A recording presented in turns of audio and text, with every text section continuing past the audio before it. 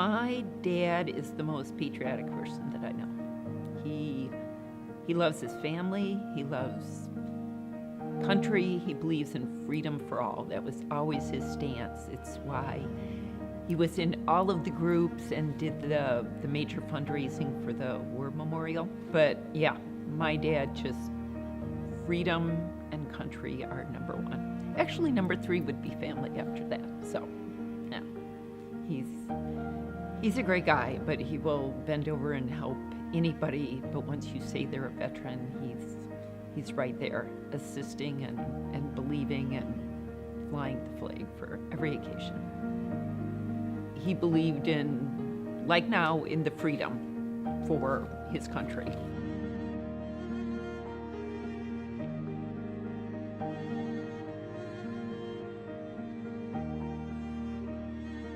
He knows, to anyone else that has never approached him, he'd be hard to understand. Mentally, he's there. Mobily, he can accomplish anything. But to most people, when he's trying to express certain words that he cannot get out, or he's waving his hands, they're just going to think, oh, it's some old guy who's slowing us up and in the way.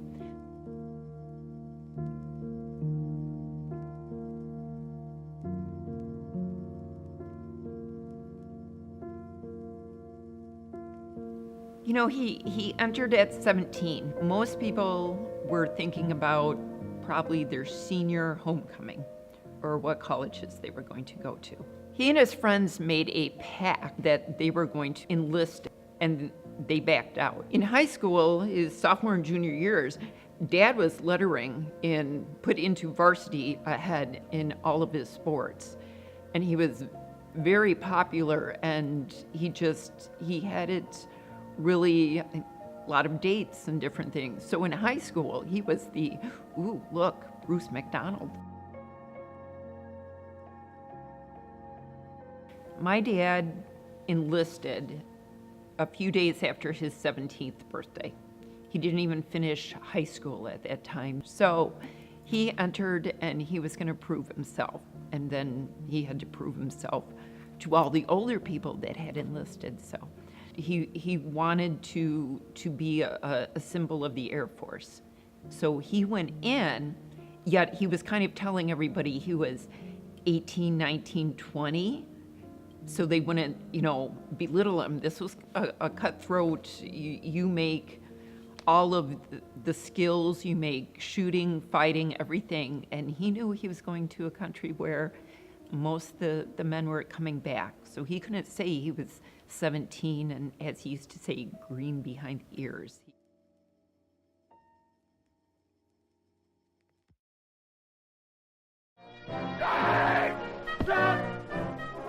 The rugged techniques of hand-to-hand fighting.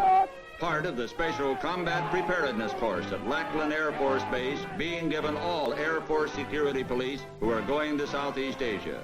Security Police is the new Air Force name for the Air Police. Also includes weapons training in preparing the security policemen for the protection of Air Force personnel and property in a war where there are no battle lines. And jungle-surrounded airstrips and bases are vulnerable to surprise guerrilla attack. When I started out, and I was just a young guy that just practically went on a little skit, and I remember most of the stuff because we did what I was supposed to do. I mean, what they wanted to do, and we were turned to do, because I never asked to do anything wonderful. We just did whatever they told us to do, and whatever they said, go up, go down, left, right, down. That's all I did, was whatever they did. Whatever I did, it was what they came along and did. We never asked anything special. They just said, get this, get this, get this. get going, and you're going, yes, sir, yes, sir, yes, sir. You know, and the minute I said dumb, bam, then they like jump, then they get on you. So I never got smart. I just did whatever they said to do, that's all. Oh, I mean, you know, there was a lot of friends, other guys that give screw up, and they can go through them, get through them, and a lot of them get big guys, you know, they can haul the pop and way away. But not me. I'm just so little and young. I didn't know what to do. Whatever they said to do, yes, sir. Yes, sir. That was it. In service, a lot will depend on your physical readiness. Start now to get ready physically. And when the time comes, you'll take it in your stride. He was at Clark Air Force Base in the province of Pampanga, which is about 48 miles away from Manila. So he was in the foothills outside some wooded areas, hence they would get a lot of snipers shooting in. He was with the Air Force Police, so it was their duty to do all the security borders day and night, secure the flight runways. But, and that's where he worked his way up to sergeant. At 19, that was a major accomplishment. Security, the different posts, making sure the runways were secure, making sure if they found any snipers, they, you know, he was Air Force security, so it was just to protect all the other soldiers around, and he took that very seriously. He and the men of his squadron took it very seriously.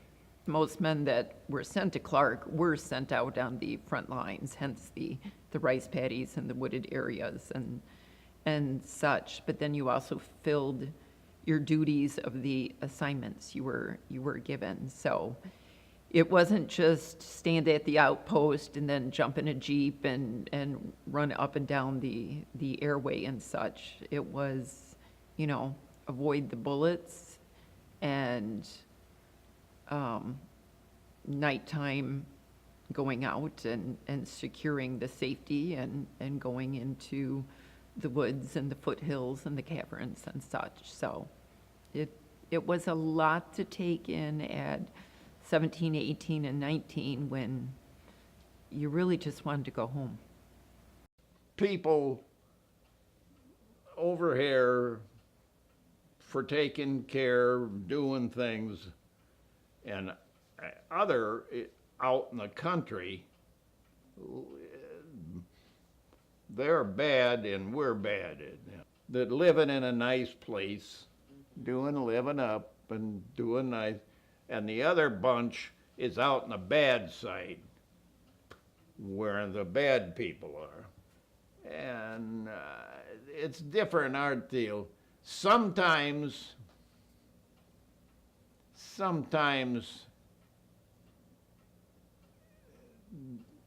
we've jumped on things for freer because we're trying to take care of taking what we're trying to do, but they want to go bam, bam. That's why they kill people, and they kill young GIs and kill them on. Just like nice, happy, with good things for people. And the other bad side, it's for bad people that like to kill you and we kill them. It's two different things.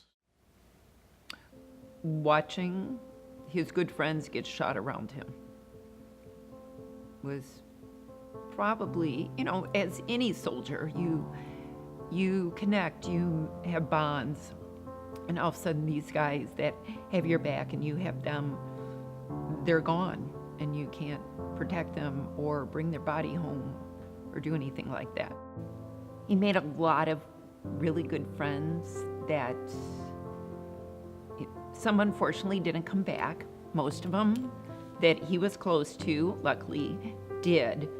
But they worked just as hard like him. He'd stay in contact, but they had families, they raised kids, they owned businesses. The whole ideal of you work hard, you work for your country, you come back and you're there for family, was there for all of his friends. But there was a lot of frightening moments. He saw a lot of friends killed next to him. He had a lot of scary moments in the bunkers where he probably didn't even want to stick his head up, thinking he was going to be shot or there was a grenade coming. But there was good times. They'd have football games outside the houses or the dorms. They'd play tricks on other people, and then once he made sergeant, he could kind of be a little bit more stern and watch the new guys run around and do whatever he told them. But he was very proud of all the guys around him, very proud of this whole Korean War generation. It wasn't all hardship. Like I said, he and the guys would every now and then jump in a Jeep and go into town, and I don't think it was called karaoke back then, but they'd do a karaoke night. They dress up in the same t-shirts. So there was a few fun times, but most of the time you were watching your back. But he learned a lot. He grew up fast. And if there's bad guys, we take care of them. I was one of the best.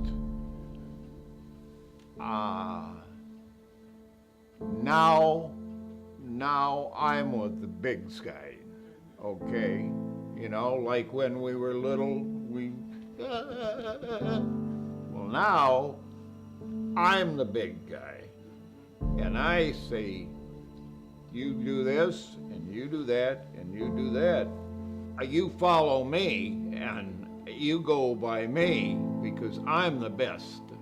It's because it's a different thing, see? It's because now there's just 4 to take as the outfits.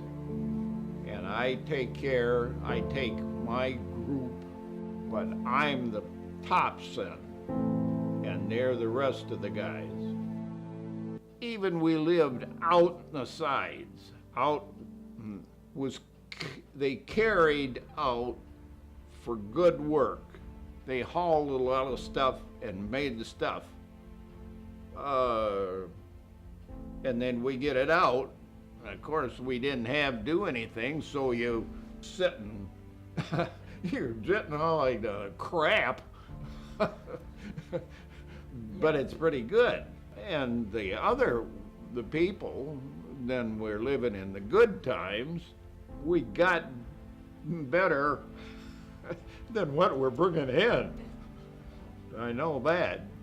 And that's pretty crap. It makes an impression. You want to go home. You want to hug your mom. You want to tell your friends' parents, hey, he was a really good guy. So I wasn't a person that did a lot of stuff like that. Once in a while, I'd call home to my gram, but I'm not much. Whenever, not a lot, no. There may be 1 or 2 or 3 more from cute girls, but no, pardon me. And all of a sudden, I found some how big and bad, and I was scared many, many times. And I don't think there was anything there that said, this is wonderful. No, I want to come home. I want to come home. But I have to do what they have to do. I just want to go home. I want to get it done and go home. That was it. Here I was, and I did what they did, and we got better, and we got better, and got bigger. And then, well, all of a sudden, it said, I'm done, and that's it, and goodbye, and got up on an airplane and okay.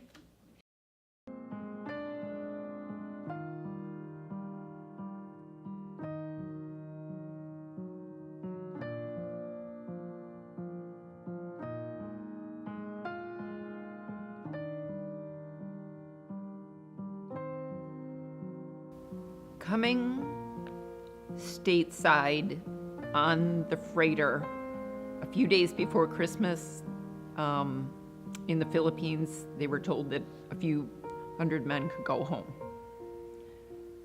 And on this freighter that sailed into San Francisco, they were sailing underneath the Golden Gate Bridge, and everybody rushed topside. Everybody wanted to have their picture taken while they sailed underneath the Golden Gate Bridge. He's so proud of that because he just survived. He was now 19 years old, survived over 2 years in a foreign country, and he was making it back. And there were some really good friends, topside with him, all wanting to get their pictures together, because then everybody was headed off to different airports and going home, and then you were going to other bases, so they knew they probably wouldn't see each other again. So after the service, then he went to school, and then he finished tech school. He became an electrician. He took over a small electrical company from Belvedere. That's what he did when I was growing up. He had various gentlemen working for him. They worked for towns or as residential and business-wise for different towns. I mean, he was the electrician to call. He had a lot of bucket trucks going around town. He worked hard, and we lived on 10 acres that had a stable, so in the free time when we were traveling around showing horses, Dad was always there at the sidelines. Once again, kind of military. You do this, and this, and we'll get done. And so I'm a lot like him. Work hard, do this, move fast, let's go. But he taught the whole family, dream, finish your dream, go on to the next accomplishment, and keep moving, never rest. He loves America. Everything was always red, white, and blue, whether it was his shirts. I mean, there was never a day that the flag didn't go up at our house. You belong to, because what you do, and so was all the guys that had been, they belong to it. It's like this. If I was there and said, we gotta go, and it was me, I go again, just like all the same. I'll take it. I don't care if they color and said, we needed you, I'd go right then. That's right. But if they said, we need help, we'd all go. And that, I don't care when or who, even if they want us old guys like us, well, if we need you, we'll go. That's just something, you belong to it, right? Yeah. And truthfully, we grew up in an atmosphere that was very military-like in the house, but it made us strive and achieve what we have in life, probably because of him. And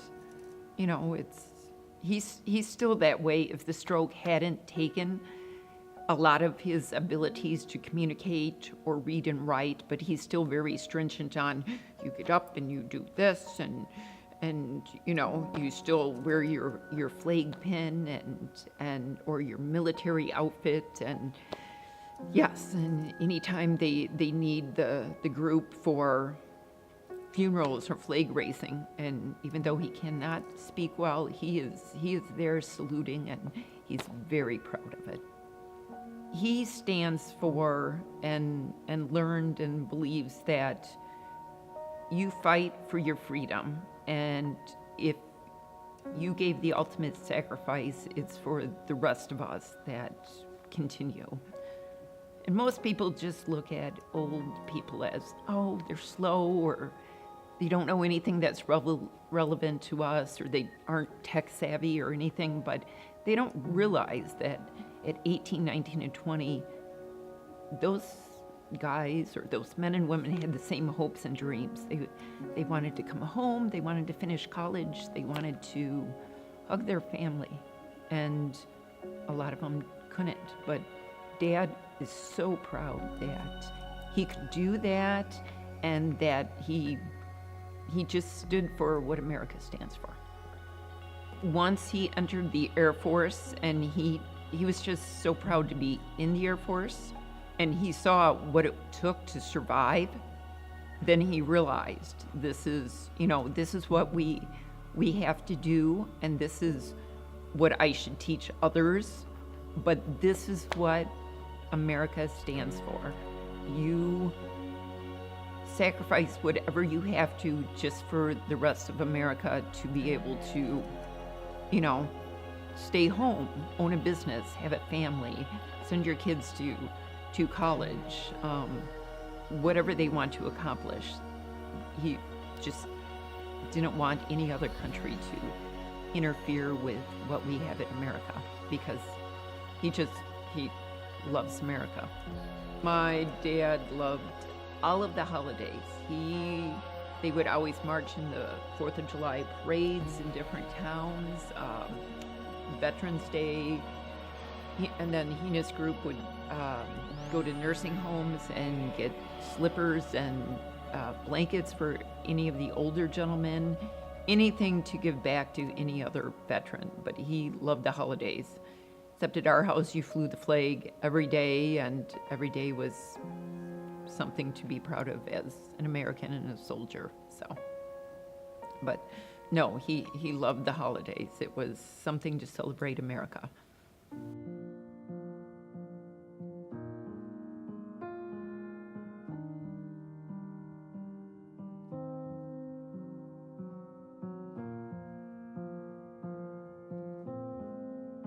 Right after my wedding, and I could tell something was wrong probably at the wedding, because he was having a hard time seeing.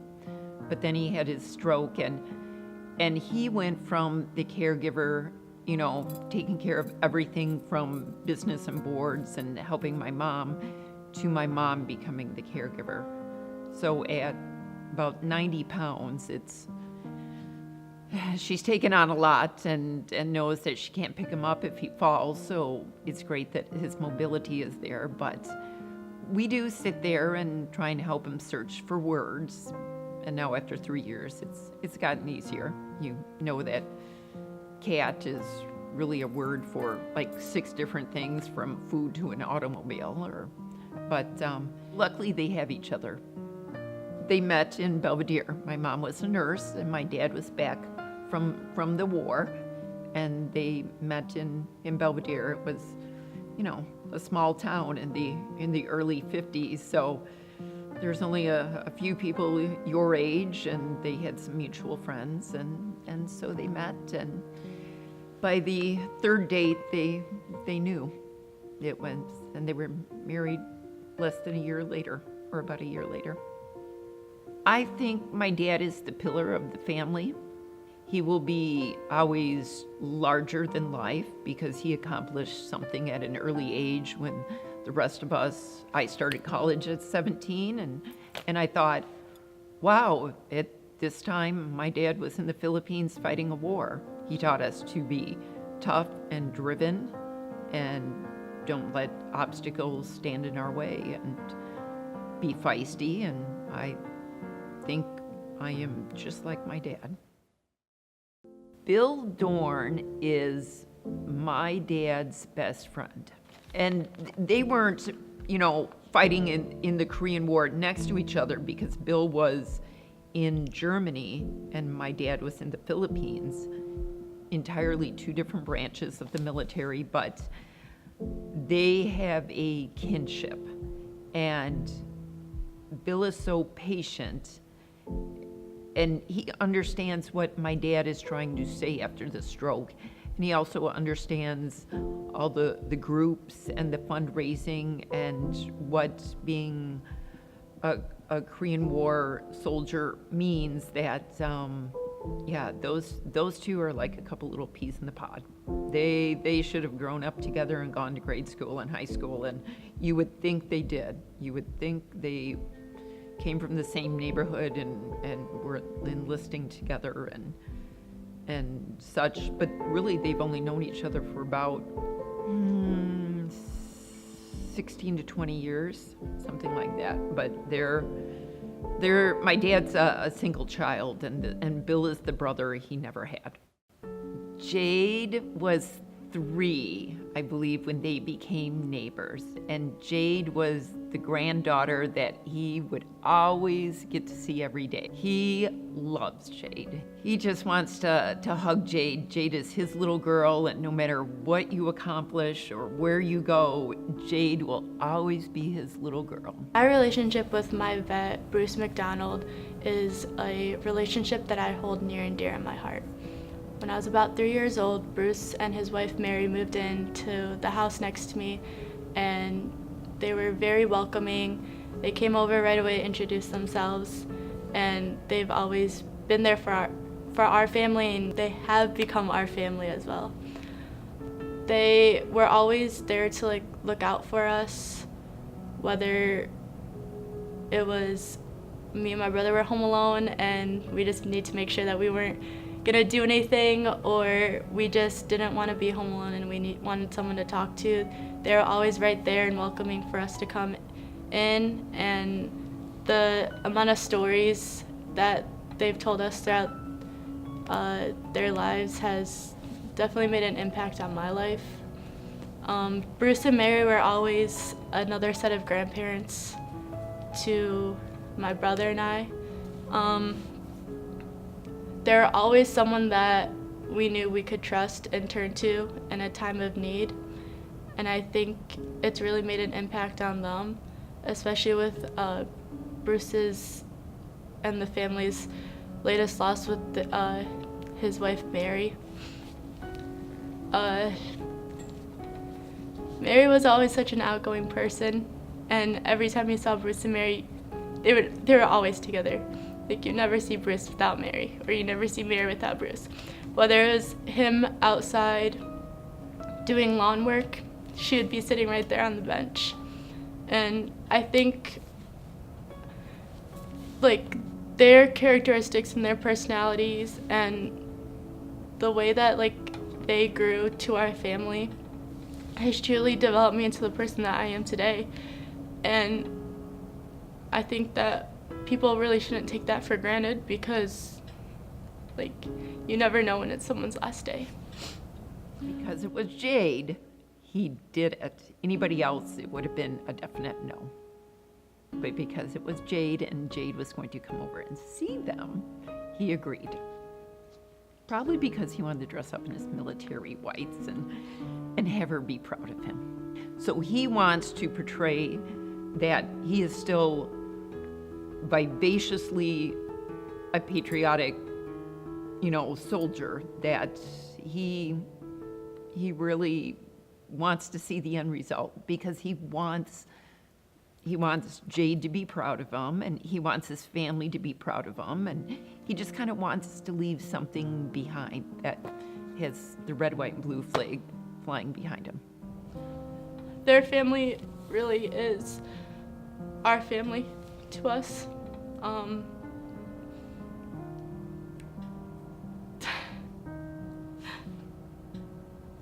it's been like really hard without having them there, because they recently moved away. But I think with this class and him allowing me to do his dog has really brought us closer than we have recently. It's really made me grow to a more understanding of the things that people go through when they are like in war or they like return home, because like you never really know unless you experience it. And I think being able to hear it from someone firsthand has really made me grow an appreciation for the little things that people do. Whereas like on Veterans Day, like going around and saying like thank you for your service, it really does mean a lot to them, but sitting down and actually having a conversation with someone about like their service and what they did, and then just trying to like make a documentary on it to reenact it, is truly an amazing experience and opportunity that I've gotten to have this year throughout this class.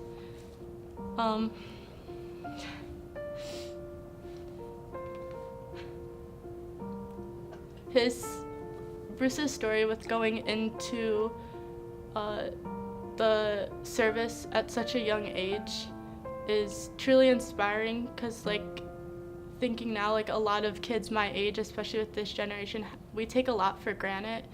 And like at our age, we're just trying to finish high school, and at his age he couldn't even finish high school. He was in the service, like didn't see his family because he was in his service, and then being able to come home and like just have a truly amazing life afterwards, like it's really eye-opening to see, and it kind of makes me regret the things that I have taken for granted, and it's really turned my life around to appreciate more for what I have.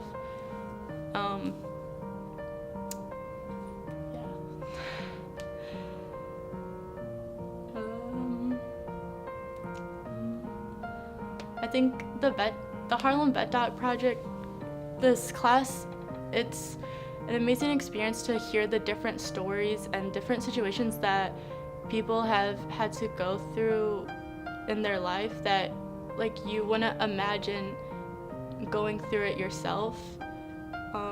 It really does like open your eyes to like the different things in the past that like we've obviously talked about through like history classes and like social studies classes.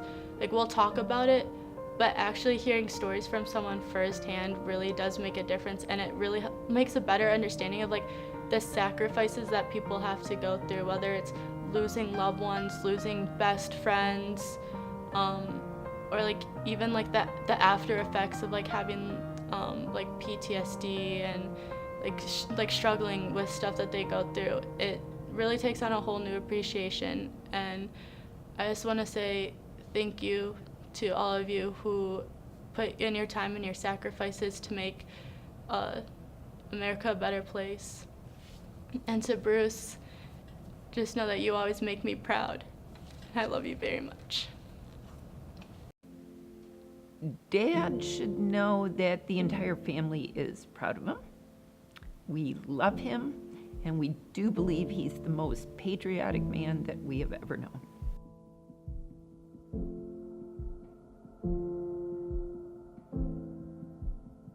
Ken. You did very, very well. Come on. Hey. Well, we do the best I could. You never would want to be stopped by him when he was an MP. You did good. Well, you did do the best I can, but That's good. I wish I could use a lot more. But you did good. You said it. We understood you.